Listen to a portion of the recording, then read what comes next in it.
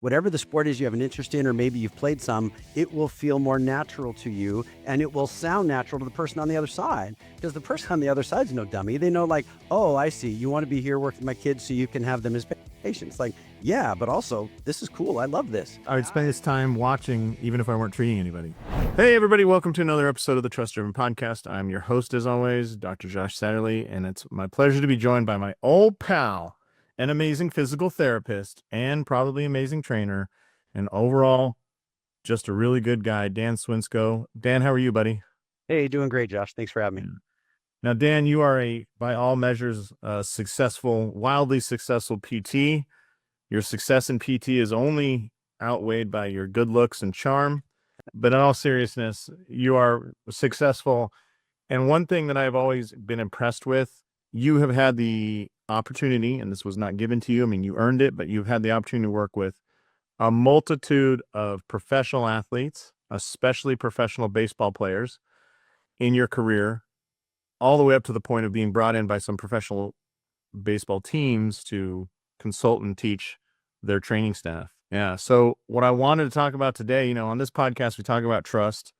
And I think those young PTs, young chiros, young everybody looks at, oh, I want these referrals and I want every team to want to work with me. And there are bricks that we don't know that we have to lay down in that road that start years earlier. Right. And it ends with you getting brought into, hey, can you teach the Oakland A's training staff? Like, that's the end result of a lot of those bricks. But you laid those bricks 20 years ago sometimes, right? 30. Yeah, Right. sure. Well, let's talk about that. And if you can give us some insight, that Steve Jobs quote, like, you can't connect the dots moving forward. You can only connect them looking backwards. Yeah. So if our end game is to work with pro athletes, what we were talking about off air, you just can't walk up to a professional team, introduce yourself, and expect them to be interested in you having zero connection with you. Partly because of a numbers game. The whole world is knocking on the door because everybody wants to work with pro athletes because it's a lot of fun. It's also a burden. So you just have to understand that, like, my daughter works with pro athletes too. And when you work with I heard this, I'm thinking of a pro golfer. Well, he gets into town Sunday night. He's got appointments and busy things Monday, and then travels Tuesday, and then he's on site where he's going when. So you have to be willing to show up at the office on Sunday night, right? Or sometimes we'll do on site at his house or something like that, because again, when they get to that level, they don't care. They're happy to pay you to drive, right? What is an expensive visit to some people is just the cost of doing business for a pro athlete on occasion. And the time that it buys them and the convenience that it buys them is well worth it to them. But you have to be willing to do that, right? So she's tired, but where did she go on a Sunday afternoon, right? Or Sunday evening? So you just have to be willing sometimes to do that. I'll tell you that, when you said looking backwards and thinking of connecting dots, you have to have a willingness to do what other people aren't willing to do, and oftentimes for free. So as an example, I used to volunteer my time at high schools and make relationships with baseball coaches. For me, and the reason for me it's baseball is because I love it. If you don't love baseball, don't choose baseball. Choose a sport that you love, because every sport has its own language, right? If you speak with another chiropractor or another high-level rehab clinician, you're going to say things in ways that if you spoke to a computer programmer talking about the same topic, you would not use, right? So you just have to understand that every sport has its little vernacular and its language and its ways. And if that's what you want to be a part of, then be a part of that. But just don't pick a sport because it's professional and anticipate, right? So whatever the sport is you have an interest in, or maybe you've played some, it will feel more natural to you and it will sound natural to the person on the other side, because the person on the other side's no dummy. They know, like, oh, I see. You want to be here working with my kids so you can have them as patients. Like, yeah, but also this is cool. I love this. I could just close. I would spend this time watching even if I weren't treating anybody. Yeah, I was saying I could close my eyes and lay in the dugout and just love the sound of a baseball practice. It's, if that's how you feel, then that whatever that sport may be, go there and it will be authentic. And because it's authentic, you will develop trust, because they recognize it isn't. Obviously you're going to hope to see a patient and you're going to charge them for that most of the time. I've seen lots of people for free. But when you go there, you're available, they see you, and it's not just about what can, they do for you, but it's also what can you do for them. And then over time, trust is developed. And next thing you know, the coach says, well, the kids are fine, but my wife's having a problem with some tennis elbow. Do you work with that? Like, funny you should ask. I sure do. And then, does she want to meet me at the field? Does she want to come in for an appointment? And you just be the nicest, most caring individual anybody could ever meet.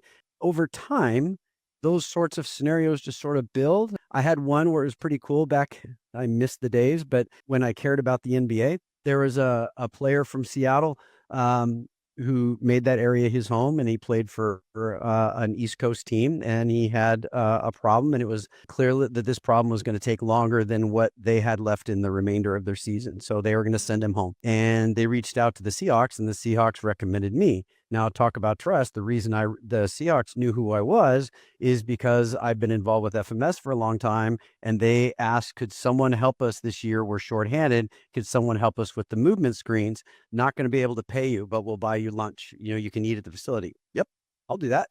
So I canceled the day. For the listeners at home, Dan just jumped up and raised his hand very high. It was silent, but that's what he was doing. That's what we're listening at. Yeah. But the point is that being willing to do that opened doors. And so now, fast forward several years later, the East Coast team didn't have a Seattle connection because the Sonics are gone. So they reached out to the Seahawks. The Seahawks said, oh, we know a guy. He's been helpful for us. And so they gave him my name. And so then, hey, Dan, this is so-and-so from such and such NBA team. Would you be willing to work with one of our players who works in that area? Sure. And then, you get those opportunities like that. So you just, the more things you put yourself out for, even if you're not going to get paid, the experience is worth it. And then over time, they start looking for you on purpose. And I think, again, you can't ever see this when you're that young provider, but I've had the experience too of we forget of how we got to our position and think that everybody else somehow didn't follow the same path. Nobody got hired to coach the Seattle Seahawks. So Pete Carroll didn't get hired the Seahawks as his first coaching job. He had been at SC, and before that, he'd been a lot of places, right, and developed. And the same goes for us. Like, I can't tell you how many times I've gotten a call from hey, I was the assistant trainer. You probably don't remember me.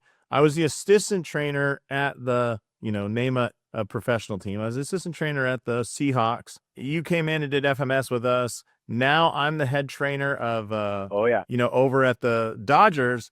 And I was wondering if, and we have a player that lives in your area. We wonder if you would take care of him. Right. Yeah, that is so true. The amount of times that, like, I've got a guy that worked for me as an athletic trainer. He was my employee. I contracted him out to our local high school. He's on an NBA roster now. He's been their head trainer for probably 15 years now. And so, that just over time, the young ones come up, right? And so I taught SFMA class with a guy named Brandon Gillum who was bumping around and finally he worked with this basketball team. I can't remember what their name. Oh, the Miami Heat, as their head of player performance. And, they had a player at the time, Libran, or name started with an L. What name? The Ohio guy, I think he's doing okay in basketball, but and the same thing goes with these players. Like, how many players in your career, Dan, did you work with as a high school nobody, and then they ended up going to college and developing into a superstar and then getting recruited, and now they're professional, and they're like, hey, I don't know if you remember, you helped me out with my ankle sprain when I was 15. Yeah. Would you help keep my pitching arm healthy now that I'm 30? Yeah, for sure. Yeah, it's really cool, actually. That's one of the things I think is really a sign of success is how many people did you help get to that level? I mean, if a pro walks into my door right now, he's already a pro athlete or she's already a pro athlete, right? So they're already elite. But when they were 14 and going through puberty and awkward, they weren't elite. Somebody had to teach that kid how to move, how to get cross-body patterns, how to link your arm through your core into your leg, blah, blah, blah. And when you're that person, they remember you. And what I personally do too is if there's a kid that I remember and I see any recognition, I reach out and I text them and I say, hey, congrats, I saw you were player of the week in your conference, or, hey, cool, I heard you got picked up from, so-and-so community college up to such and such four-year college or whatever it might be. And you send the message to them that they weren't just a number when they were in office. You're somebody you care about. And a lot of times I'll text their parents because as a parent, I'd much rather see my kids succeed than me. That means more to me. Right. And so I'm like to them, like, how cool is that? Look what he did. Remember when? Right. And you got all Valley physical therapists. You're not that you're not blown away, right? You're not asking Right. your wife to go to a special dinner, Yeah, but seeing your patient get all Valley, third baseman, you're like, yeah, right. Yeah. yeah, Yeah. yeah. Speaking back to the trust aspect, what are some other maybe commonalities you see of people that have done a really good job of building trust in their careers? What observations have you made? So before we recorded, I said, I am always impressed with like Dr. Greg Rose, who we both know, Kyle Kiesel, who we both know, that they will enter 1,000 conversations. And my perspective is they have this thought of this may be a key conversation. I'm going to treat it as gold.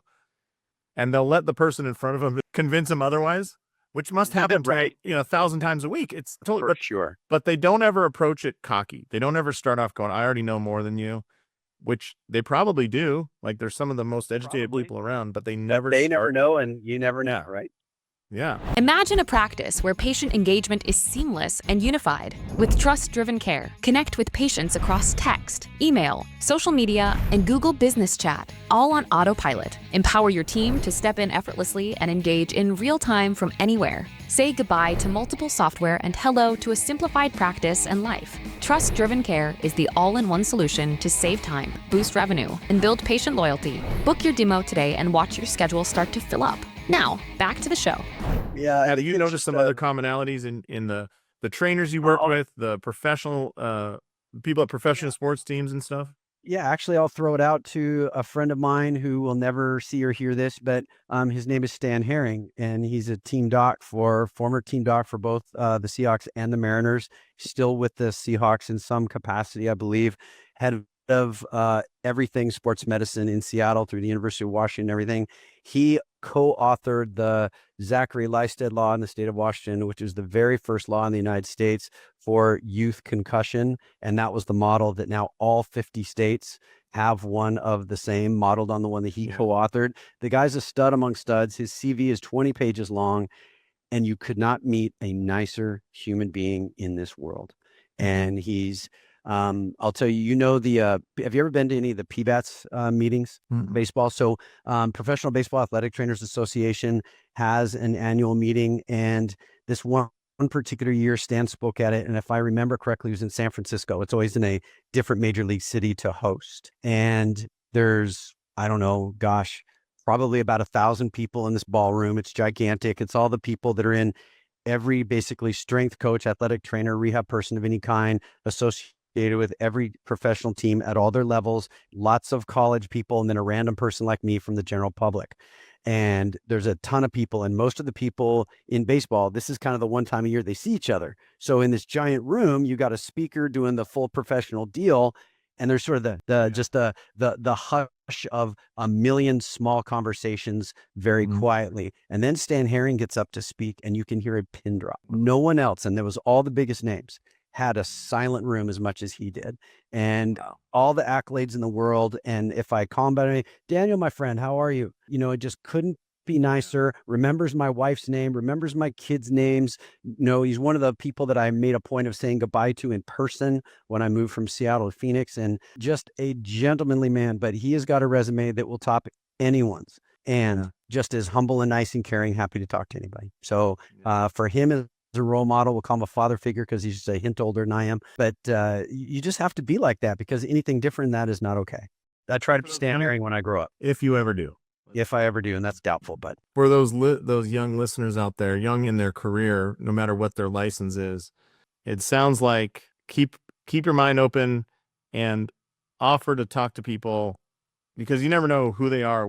You probably won't realize when in conversation with that guy, that Stan Herring, that he is who he is. And I've had that experience as well when, I've been at dinner with I'm one of 8 people, and about halfway through I realize I'm the absolute guppy, lowest ranking. I don't even know why I'm here. Can I serve you guys water or something? Right. That's the best table to be at, man, whenever it makes you feel like that. Yeah, and it's like the quote unquote the old guy was Dr. James Andrews or something, like other end, and we're like who's very approachable and talkable also. I've had conversations with him. He call me Jim. Nice guy. Yeah. So there's a perfect example. Jim, or James Andrews, is literally, for those listeners who might not know that name, he's the father of what you would say modern orthopedic surgery, right? Like he was the first guy that really was like specializing in sports orthopedics, not just like broken bones and stuff. And if you're ever watching an NFL game and they're like, we're going to send it to Birmingham for a second opinion. Yep. The second opinion, Birmingham, Alabama is where Jim Andrews is, and that's where they're sending it, right? Yeah. But one thing that is shocking to me about him, and that I would say like tip of the cap galore, is the number of that man is the highest ranking orthopedic surgeon in the nation. He doesn't need money, doesn't need anything from anybody, right? Like he's got the Andrews Institute. But how many conferences has he spoken at that are not his own license? Not MD, not surgeon, but talking to the ATCs, talking to the PTs, talking to the chiros, talking to the personal trainer, like the strength coach, NSCA, the National Strength and Conditioning Association conferences. And my gut instinct, after meeting him, and I would be shocked if he accepts a paycheck from those. Maybe he does, but I wouldn't. I wonder if he's just like, just bring me out and I'll do it, Yeah, along those lines, I'd like to add I'm going to sound old. In this day and age where everybody wants to do everything virtually, go to one of these damn things in person and meet the speakers. If there's a speaker that you're interested in, wait till the speaker's done and walk up to him or her and say, hi, I'm Dan Swinscoe. Nice to meet you. Can I ask you a question? I've had the opportunity to speak to, like Ben Kibler in person and Hawkins, and I asked Hawkins, how do you do a Hawkins test when you're Hawkins? Right. So, wow. I had a chance to talk to him and Andrews. And when you get the chance to meet these people in person, it's just incredible. Like there was a time where somebody said, oh, you know what? Didn't you say you're in Seattle? Yeah. One of our team docs from Baltimore is moving to Seattle. You should get to know him. Here's his contact information. Tell him I sent you. And now all of a sudden, I've got a new referral source of an elite level doctor working with elite level clientele who's never met me, but because this guy said so, boom. Yeah. And in those situations, I've had that happen to me a few times out here in Vegas. Ironically, Andrews Institute had a guy, graduated orthopedic surgeon who's finished his fellowship there, was moving out here to Vegas. And they're like, yeah, he's moving out there, blah. And it's in those situations, if you can just be the human that's like, hey, I heard you're moving out. Can I take you to one of my favorite lunch spots?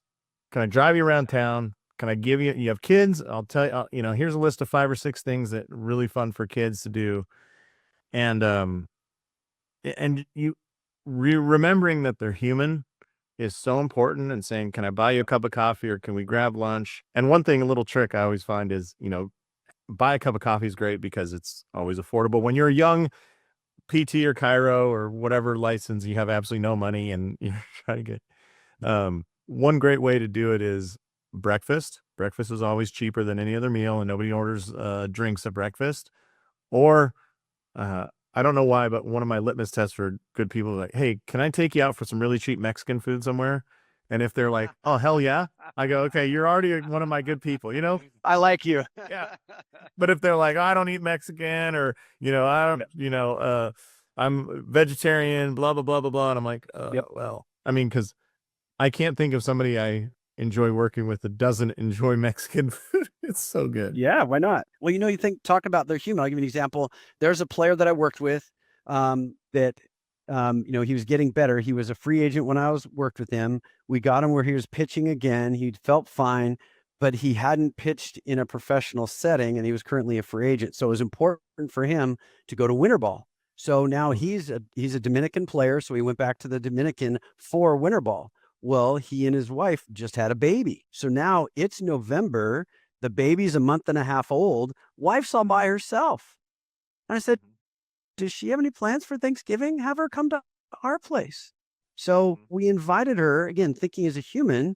She's in the city all by herself with a newborn. My wife is Mamas Maximus.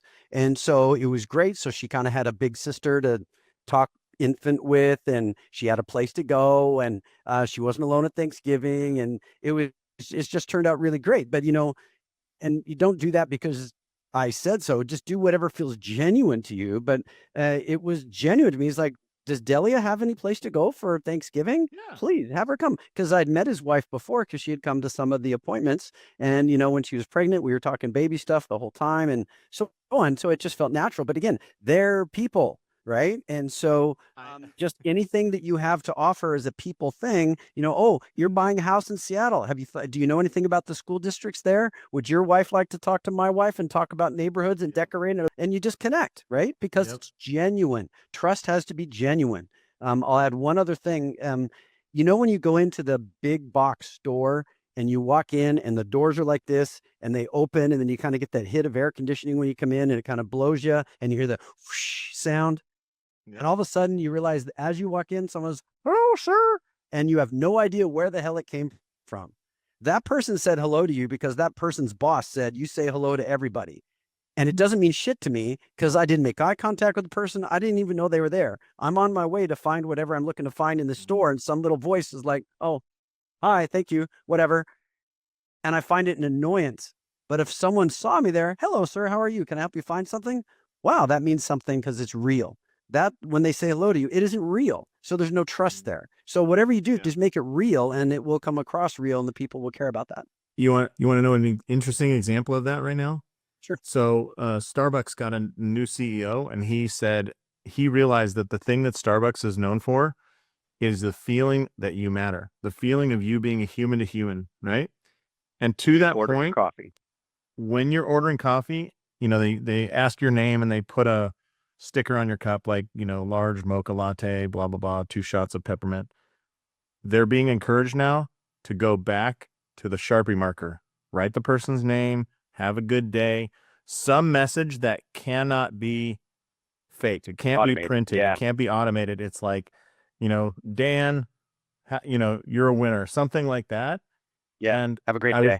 I would challenge everybody, go to Starbucks and get a coffee and just look how cool it is. A little flower drawn on there, a happy face, thanks for coming again, Dan. Good to see you. Those things go so far. Yeah. And I'll tell you along those lines, because as you know, I drink my coffee pretty much every day. And most of the time I'm buying it somewhere. If I go there and the person greets me and takes my order, cool. I have an experience where the person walks up to me, they say hello to me, the order is in transaction. When I go there and there's people scurrying around because there's 30 orders on the app and I'm invisible, it just pisses me off. I know the guy on the app is no more or less important than I am, but I am there face to face. The app guy doesn't know. Yeah. I know. I can see all of you scurrying about making coffee for someone who's not there. I'm right here. It's funny. I think Chipotle did a great job with that, at least at our local Chipotle. There's a second room where they make all the app orders, but it doesn't interfere with me walking in line. That's exactly what they should do. Yeah. Because it makes me not want to go there. I'm like, screw you. Right. Yeah. So now I most of the time now I bring tea to work because we have a hot water kettle thing and I just drink tea because it gives me different antioxidants. So I figure what the hell, mix it up. But as silly as it sounds, if I'm an annoyance to you to go there and order my coffee, I don't need to spend $4.50 on a drip coffee. But I will spend $4.50 for a great experience that also has a drip coffee. As silly as that sounds. Yeah. Yep. 100% true. Last thing along those lines, one thing I've always appreciated about you, Dan, is that you are genuinely care about human beings, and then you also address their injuries. But I think that there are, it's easy to, especially when you come out of school, you address injuries and forget that there's a human being attached to them, Yep. And I remember one of the times you went out and you were wearing catcher's gear to catch balls for a guy who you were rehabbing, right? Mm-hmm. And you said, yeah, you wanted him to throw, but you couldn't find a catcher in time. So you're like, all right, I'll suit up. And I thought that was just such a genuine thing where almost like a dad playing catch with his son now that has, got to the next level. Yeah. He was scary, but it was cool. He's throwing some heat at you, right? Yeah. He was a professional pitcher. I've not seen 90 come at me before. Yeah. Or felt it in your hand, right? Like, yeah. That actually part was easy. It was when I told him no breaking pitches, fastballs only. Yeah. That's funny. But, with that, I think sometimes when we're rehabbing people, especially like free agents, I remember I was taking care of this NBA player and he was a free agent and older, like probably in the last 2 to 3 years of his career. And he was trying to get picked up and he was just being very short and curt with me during the session. And so finally I was like, hey, what's up, man? You're kind of being rude, like, and I just don't want to move forward if that's how the relationship's going to be. And he kind of stopped and looked at me quizzically and he said, sorry, man. My final contract negotiations tomorrow, and I haven't really slept. I'm really worried and blah, blah. And just totally almost melted down. I thought he was going to start crying at some point. And I was realizing, like, yeah, that dude's at a choice where, hey, there's a bag of $1 million over here, and there's a teaching contract at the local high school on the other hand. You know what I mean? Like, it's in the next few days, these are going to be hired again for $1 million, or they're going to say, no, he's too old and used up, and it's it.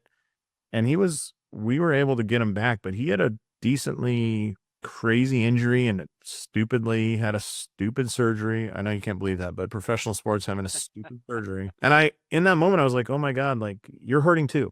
You're scared. You're nervous, right? You're essentially looking at getting fired. There are layoffs going on in your company and you might be caught up. Any other like humanistic stories you could share as we wrap up? Yeah, well, that's real. And just at the same time, recognize if that person also isn't feeling as good as you think they should with the injury you're there talking about, stress is a pain magnifier. And so if that's what's going on, he could have a hangnail and it's going to feel a hell of a lot worse than if that wasn't going on. So, it's one nervous system. You can't separate emotional from physical. I took an online course, neuropsychobiology. And if you feel emotions of certain kinds, you're absolutely 100% changing your blood chemistry. And it's incredible. So that's a new field of research, but it's as 100% connected. As much as we like to think of them as separate, they're not. Well, Dan, you got so many great insights. I really appreciate your time today, and happy to jump on. Hope it helps somebody for something. I know you'll do anything for anybody. You're such a good dude. I'm glad you're working with the fun players you want to work with, and then all the other ones as well. I actually sent luckily enough, my half sister was struggling. She was told to get a complete shoulder rebuild, and she went to see you for like 3 visits, and you're like, no, you need like a couple sessions. You'll be fine. I think it just for anybody listening out there, if you go to a surgeon for a brand new pain and the first thing they offer you is to replace your joint, go somewhere else. You should never have surgery just for pain. It's always especially if that's the first thing they offer, for God's sakes. Yeah. She did great, as you know. So she's great. Well, Dan, it's been a pleasure. And for everybody listening, Dan is a fantastic guy and a fantastic resource. You can find him at Dan Swinscoe, which is SWINSCOE, on most social media channels, right? Like Facebook, Instagram. Mostly Instagram, but all of them. I've got a YouTube channel if you want to see exercises that I do and hear my explanation of why we do and how I coach. It's intended to be for my patients. So there's coaching cues on them for them to have as follow-up with me. But anybody out there can use them. You're awesome, buddy. All right. Well, on behalf of the amazing Dan Swinscoe, this is Dr. Josh saying, go out there, build trust with your patients. You'll be amazed at what happens. Thanks so much, Dan. Thank you. Thanks for tuning in to this episode of Trust Driven Insights, brought to you by Trust Driven Care. Imagine a world where all your patient communication is in one place, seamless, effortless, and on autopilot. That's the power of Trust Driven Care. If you're ready to streamline your practice, check out trustdrivencare.com and see what's possible. Trust Driven Insights, real conversations, smarter care, stronger business.